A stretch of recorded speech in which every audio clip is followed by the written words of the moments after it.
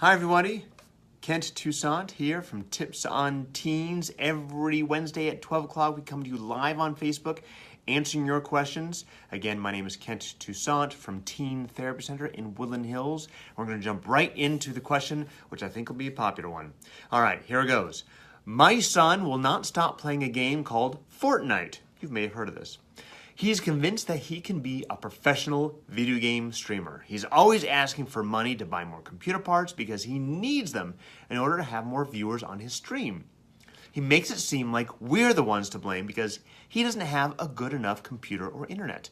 I'm getting sick of it. What do I do? All right, so first of all, Fortnite is a huge video game and it's conquering the world. It is extremely popular, and we can get into that a little later on. But first, what I want to talk about is video game streaming.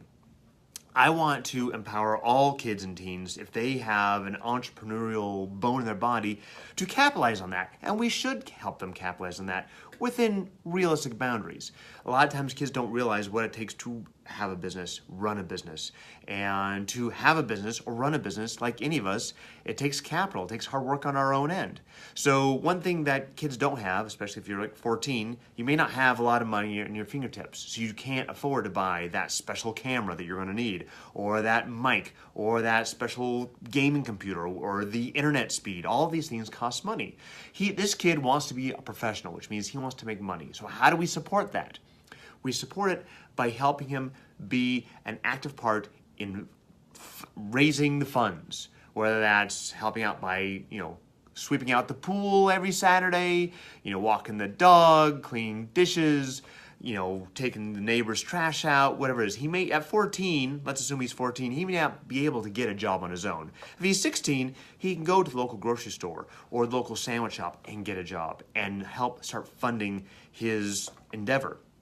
He may say, I'm not making enough money, which is partly true, which means he may want you to be an investor. And if you're an investor, I encourage you to be an investor, not a donator.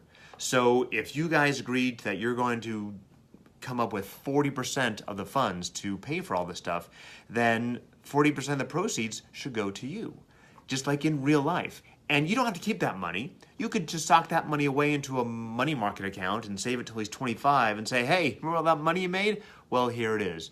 Go on and help buy a car, buy a house, wherever it is, because you're old enough and mature enough to do that now.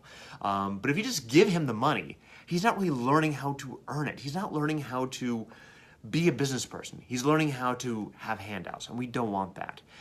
The second part is Fortnite. It's a huge, huge video game, and you're probably asking, why does my kid like Fortnite? It's the social experience. It offers a sense of creativity and a social camaraderie that few games can really produce. It's easy to learn, easy to master. You don't have to win to have a good time. There's creativity within the game. There's a lot of strategy. There's a lot of individualization.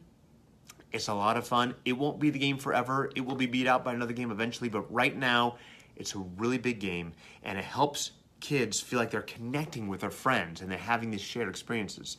Again, the problem is most of these shared experiences are online and not in real life. So we need to make sure we're setting boundaries with our kids on screens to make sure they're not always on a screen and they have face-to-face time and they have family time and they have other time, creative time too.